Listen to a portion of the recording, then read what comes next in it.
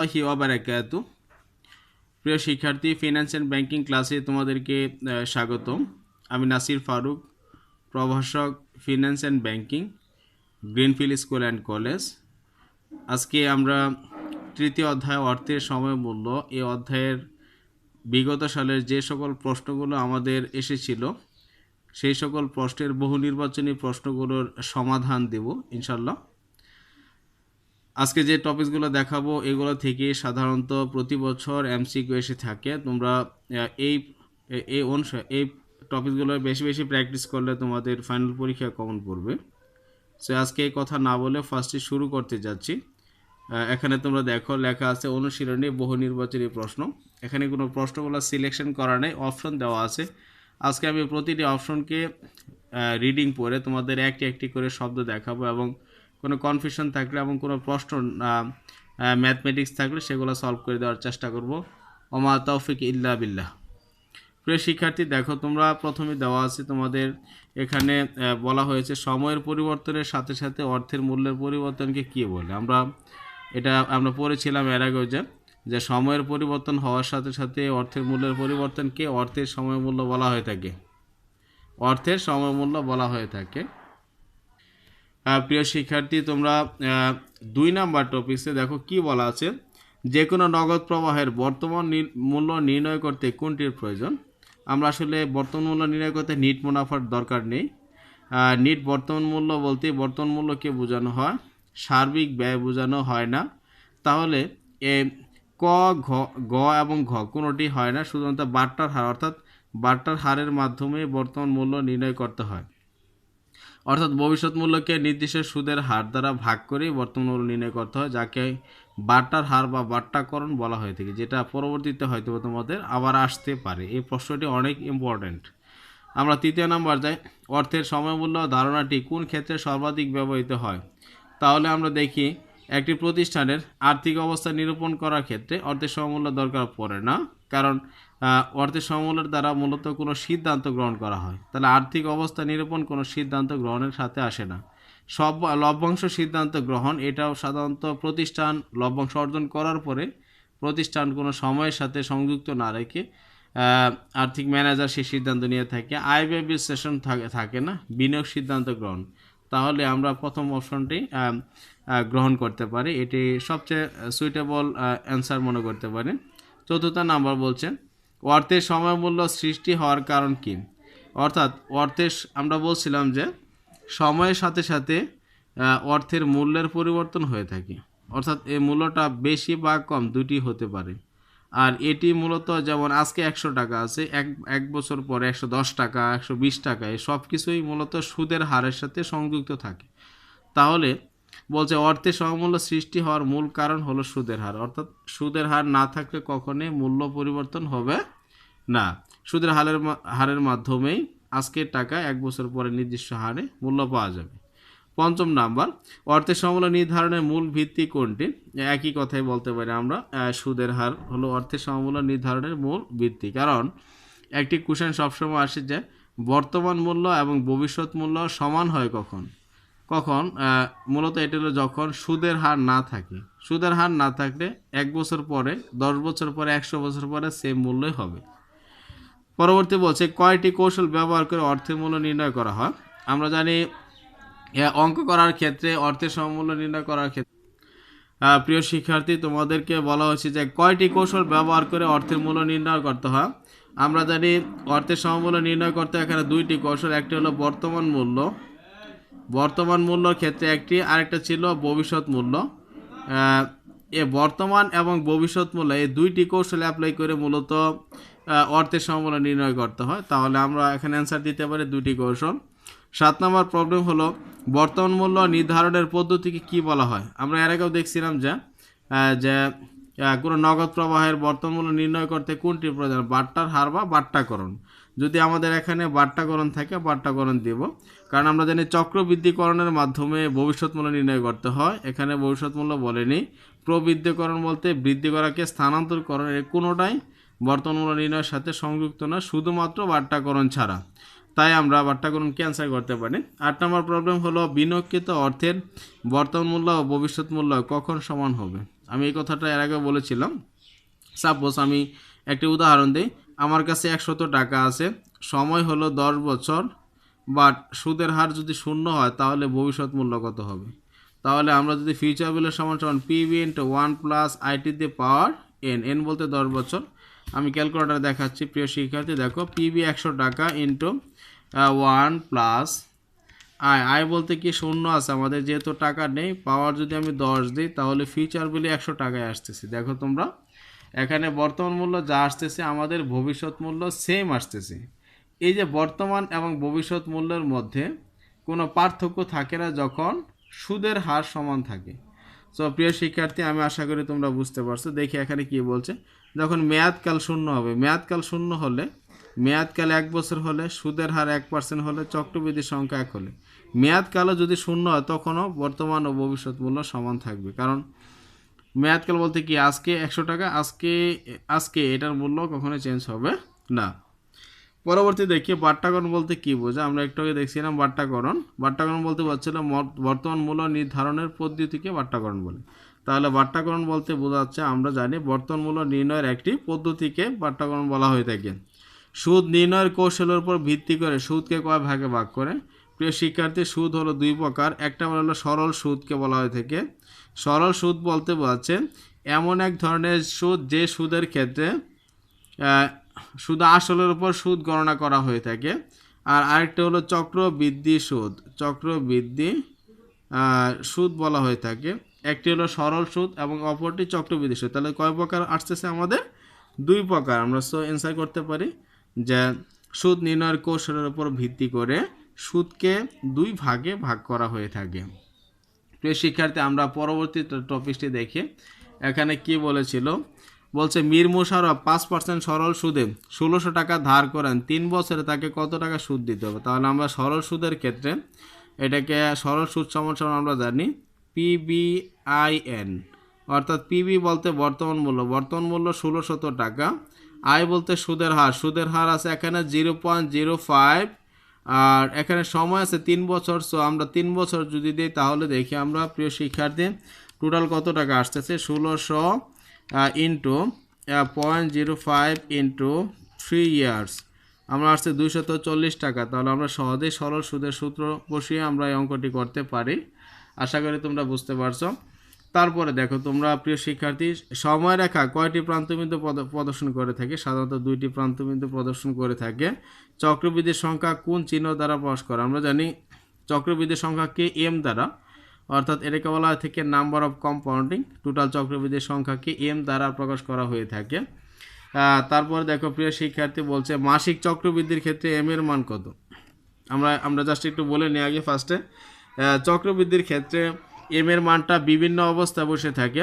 1 নম্বর হলো যদি মাসিক চক্রবৃদ্ধি হয় তাহলে 1 বছর, আমরা জানি 12 মাসে 1 বছর, তাহলে প্রতি মাসে 1 বার করে সুদ গণনা করলে 12 বার গণনা করা হবে। ত্রৈমাসিক চক্রবৃদ্ধির ক্ষেত্রে চক্রবৃদ্ধির সংখ্যা কত হবে? ত্রৈমাসিক বলতে বোঝাচ্ছে 3 মাস পর পর সুদ গণনা করবে। তাহলে 3 মাস পরে যদি একবার সুদ গণনা করে, 6 মাসে 2 বার, 9 মাসে 3 বার এবং 12 মাসে 4 বার, তাহলে আমি এম সমান সমান 4 হবে। ভবিষ্যতে প্রাপ্ত টাকার বর্তমান মূল্যকে কি বলা হয়? বর্তমান মূল্য বলা হয়ে থাকে, বা নগদ আন্তঃপ্রবাহ বলা হয়ে থাকে সাধারণত। নগদ আন্তঃপ্রবাহ অর্থাৎ যে টাকাটা আমাদের বর্তমানে আসতেছে এটাকে সাধারণত নগদ আন্তঃপ্রবাহ বা যে টাকাটা আসা বোঝায় এটাকে বোঝানো হয়ে থাকে। 17 নম্বর প্রবলেম ছিল তোমাদের প্রিয় শিক্ষার্থী, সুদের হার 10% হলে 5 বছর পর 100 টাকার বর্তমান মূল্য কত? তাহলে প্রিয় শিক্ষার্থী, আমরা জানি বর্তমান মূল্যকে পিবি দ্বারা প্রকাশ করে। পিবি সমান সমান FB divided 1 plus IT the power N. আমরা যদি এই মানগুলো বসাই, দেখো প্রিয় শিক্ষার্থী, 5 বছর পরে 100 টাকা, 5 বছর পরে 100 টাকা হলো ফিউচার ভ্যালু। তাহলে ফিউচার ভ্যালু ভাগ 1 প্লাস সুদের হার ছিল এখানে 10%। দেখো 10 টু দি পাওয়ার যদি আমি 5 ইয়ার্স থাকে তাহলে বর্তমান মূল্য আসে 161 পয়েন্ট সামথিং টাকা। সরি, দেখি আমি এটাতে মিস্টেক হতে পারে। দেখি আবার 100 টাকা ভাগ বর্তমান মূল্যের ক্ষেত্রে ভাগ করতে হয় 1 প্লাস 0.10 টু দি পাওয়ার 5। 5 হলে দেখি আমাদের টোটাল আসতেছে 62.09। তাহলে দেখি এখানে মিস্টেক আছে, এখানে যে কোনো একটা অপশন আমরা ঠিক করে দিচ্ছি, এখানে হবে 62.09 টাকা। সো প্রিয় শিক্ষার্থী, আমি আশা করি তোমরা এটা বুঝতে পারছো। আমরা 18 নম্বর যাই। মিস্টার সুমন তার ছেলেকে 5 বছর পর একটি কম্পিউটার প্রদানের সিদ্ধান্ত নেয়। যেহেতু 5 বছর পরের কথা বলেছে, তাহলে ফিউচার বলে দেওয়া আছে। 5 বছর পর কম্পিউটারের মূল্য হবে 10,000 টাকা যদি সুদের হার, হ্যাঁ প্রিয় শিক্ষার্থী, আমরা যা বলেছিলাম যে মিস্টার সুমন তার ছেলেকে 5 বছর পর একটি কম্পিউটার প্রদানের সিদ্ধান্ত নেন। 5 বছর পর কম্পিউটারটির মূল্য 10,000 টাকা। যেহেতু 5 বছর পরের মূল্য, 5 বছর পরের মূল্যকে ফিউচার ভ্যালু দ্বারা প্রকাশ করে আছে 10,000 টাকা। সুদের হার 10% হলে বর্তমান মূল্য কত? তাহলে আমরা বর্তমান মূল্য পিবি সমান সমান লিখতে পারি 10,000 ভাগ 1 প্লাস সুদের হার 10⁵। আমরা দেখি 10,000 টাকায় কত টাকা আসতেছে আমাদের। এখানে আমাদের একক দশক শতক হাজার অযুত 10,000 টাকা, 10,000 ভাগ 1 প্লাস 0.10⁵। টোটাল আমাদের আসতেছে 6,209 টাকা। দেখা যাচ্ছে আমাদের এখানে রাইট অপশনটি নেই, এখানে ভুল আছে। 6,209 বা 0.10 টাকা হলে চলবে। 6,200 যে মানটা আমার কাছাকাছি থাকবে সেটা নিতে হবে। 6,000 টাকা এখানে নেই আমাদের, এখানে 600 টাকা আছে। তাহলে আমরা লিখতে পারি 620 টাকা।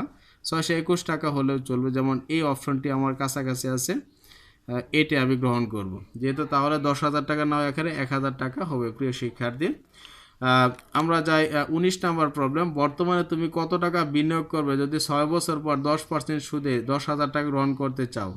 তাহলে আমরা দেখি বর্তমান মূল্য বের করতে হবে 10,000 টাকা। তাহলে 10,000 একক দশক শতক হাজার অযুত ভাগ বলছে আমাকে 6 বছরের জন্য 10%। তাহলে আমরা লিখতে পারি একক একক একক দশক শতক হাজার অযুত। প্রিয় শিক্ষার্থী, আমরা দেখি একটু, একক দশক শতক হাজার অযুত ভাগ 1 প্লাস 0.10⁶ হবে আমাদের। 6 ইয়ারে আমাদের আসতেছে 5644, অর্থাৎ 5,644 টাকা, যে আমরা গ নম্বর অপশানে পেয়েছি। আমরা দেখি 20 নম্বর কি বলেছে। 20 নম্বর বলেছে 14% চক্রবৃদ্ধি সুদের হারে 6 বছর পরে এত টাকা পেলে তোমাকে আজ কত টাকা বিনিয়োগ করতে হবে? তাহলে আমাদের এই ধাঁচের অঙ্কগুলো দেখতেছি সবগুলো আসতেছে। এটাও সেম কন্ডিশনে যদি তোমরা এই সূত্রটি বসাও, পিবি সমান সমান 12,000 ডিভাইডেড 1 প্লাস 14% বলতে 140⁶। জাস্ট এই সূত্রটি বসালে তোমরা সহজেই অ্যান্সারটি পেয়ে যাবে। আমরা পরের অপশনটি দেখি। প্রিয় শিক্ষার্থী, এখানে 21 নম্বর বলছে যে সরল সুদ কিসের উপর গণনা করা হয়? সরল সুদ আমরা জানি আসল টাকার উপর গণনা করতে হয়। সরল সুদ নির্ণয়ের সূত্রটি কি? সরল সূত্রটিকে সাধারণত সিম্পল ইন্টারেস্ট দ্বারা প্রকাশ করে। এখানে সিম্পল ইন্টারেস্টের ক্ষেত্রে আমরা দেখছি এখানে বর্তমান মূল্য, সুদের হার এবং এইগুলো সমন্বয় করে সরল সুদ বের করতে হয়।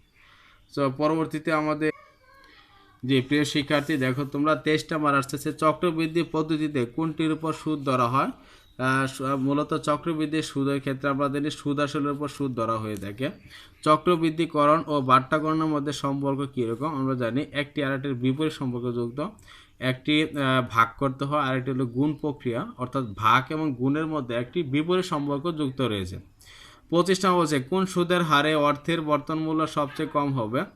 আমরা অর্ধবার্ষিক, মাসিক, পাক্ষিক এবং ত্রৈমাসিক, সাধারণত মাসিকের ক্ষেত্রে সুদের হারের বর্তমান মূল্য সবচেয়ে কম হবে। অর্থের ভবিষ্যৎ মূল্য নির্ণয় করার প্রক্রিয়াকে কি বলা হয়ে থাকে? চক্রবৃদ্ধিকরণ বলা হয়ে থাকে। সুদ আসলের উপর সুদ দেওয়া নিচের কোনটিতে? চক্রবৃদ্ধিকরণের ক্ষেত্রে বা চক্রবৃদ্ধি সুদের ক্ষেত্রে। আমরা দেখি ভবিষ্যৎ মূল্য নির্ণয় করার কত সূত্র আছে, কিছু আছে এখানে, আমরা সেটি নিয়ে আলোচনা করি। প্রতি বছর শেষে 1,000 টাকা 7% সুদে জমা রাখলে 5 বছর পর 1,000 টাকার ভবিষ্যৎ মূল্য কত হবে? তাহলে প্রিয় শিক্ষার্থী, আমরা ভবিষ্যৎ মূল্যের ক্ষেত্রে সূত্রটি হবে এফবি সমান সমান পিবি ইন্টু 1 প্লাস IT⁴ আমরা জাস্ট এই টোটাল মানগুলো ক্যালকুলেটরে বসাচ্ছি, তোমরা দেখো এখানে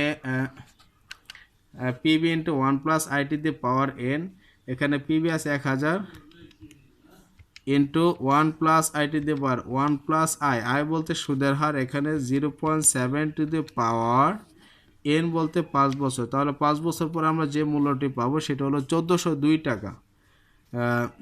এখানে 1000 টাকা 7% সুদে 5 বছর পর ভবিষ্যৎ মূল্য হবে 1402 টাকা। প্রিয় শিক্ষার্থী, এটা ভুল আছে এখানে, তাহলে 1402 টাকা হবে আমাদের রাইট অ্যান্সার।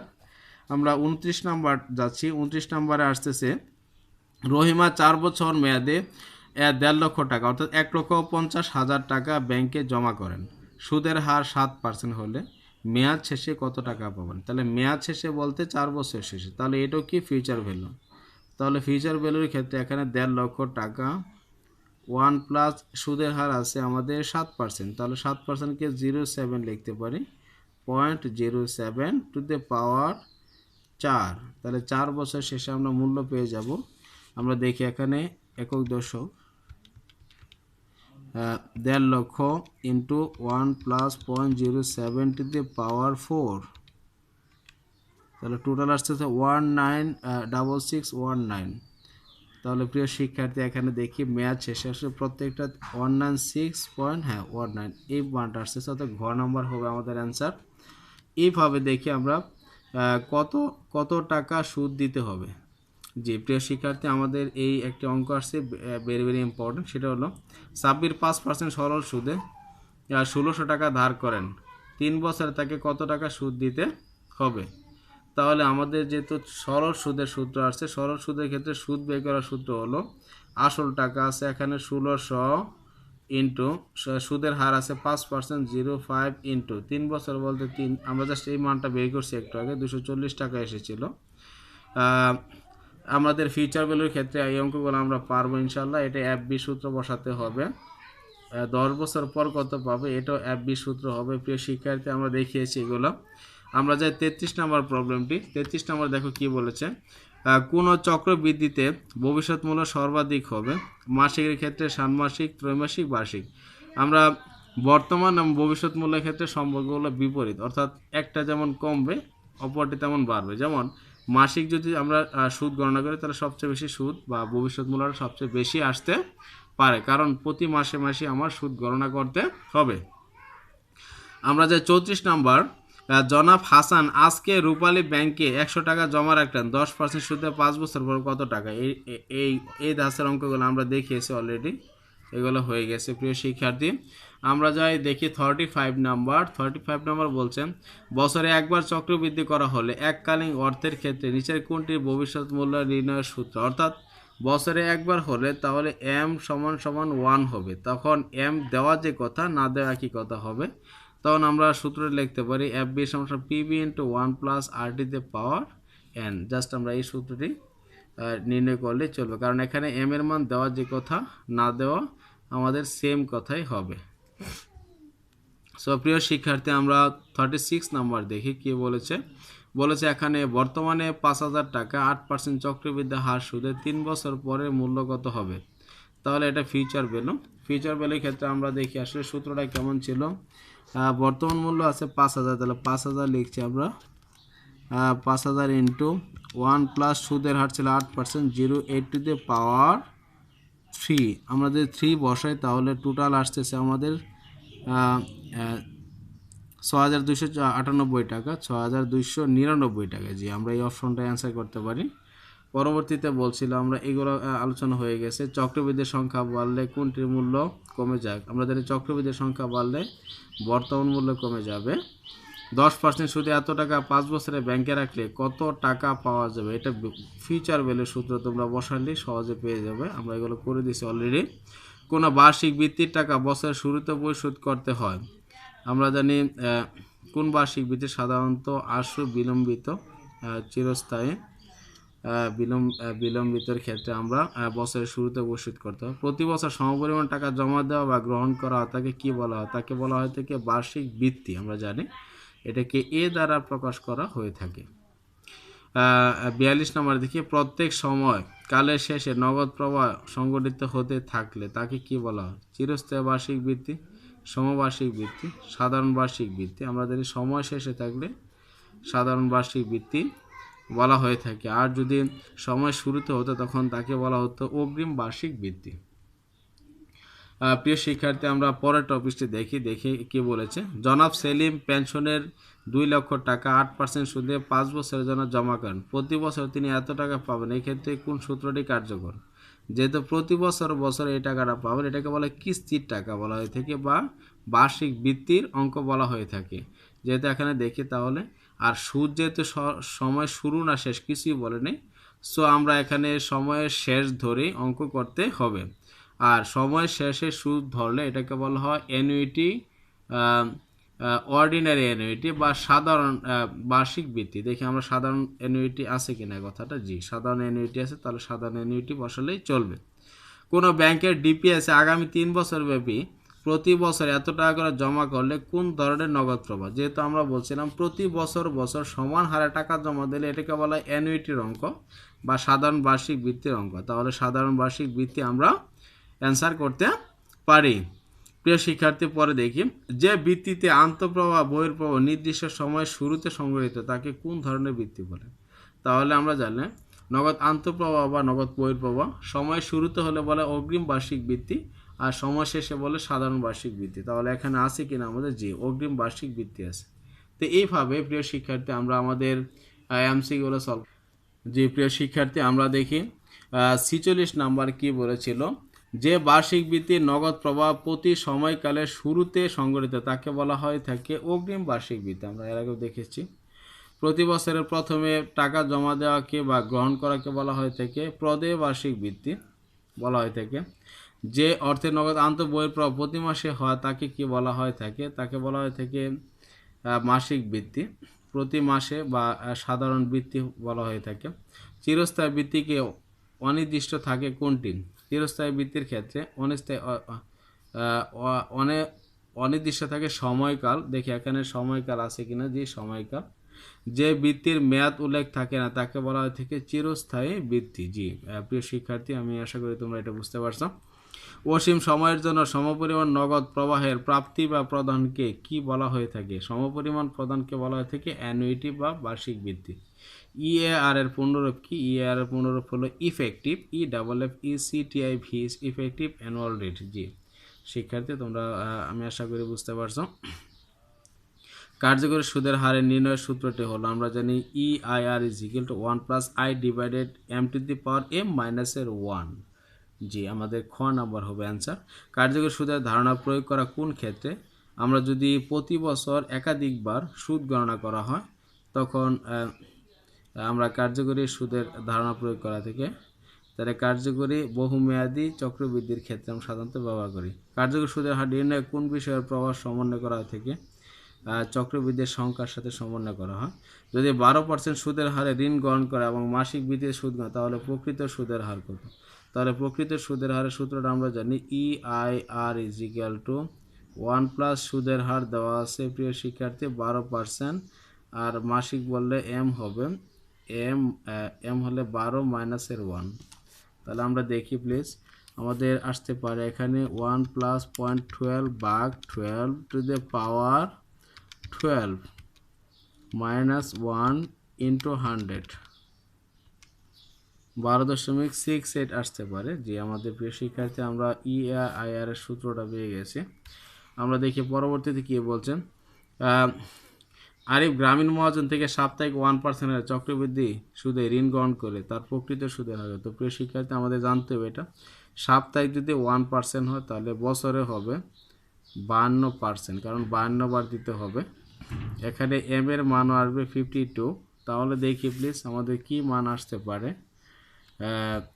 আমাদের সুদ দেখি 1 + 0.52 ভাগ 52, যেহেতু 52 সপ্তাহে 1 বছর হয়, এতটুকু পাওয়ার 52 - 1 × 100।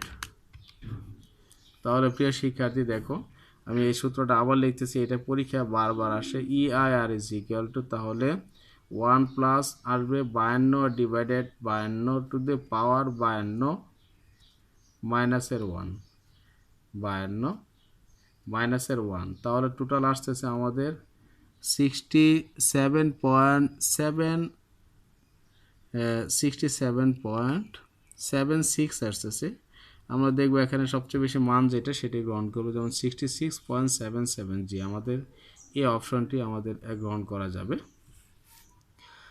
পরবর্তীতে যে টপিকটি আসতেছে আমাদের প্রিয় শিক্ষার্থী, দেখো তোমরা এখানে বলছে যে রুল 72 কোথায় ব্যবহার করা হয়। আমরা বলছিলাম রুল 72 বিনিয়োগকৃত অর্থ দ্বিগুণ করার ক্ষেত্রে, অর্থাৎ যখনই আমার আসল টাকা দ্বিগুণ করতে চাবো ঠিক তখনই আমরা রুল 72 ব্যবহার করতে পারি।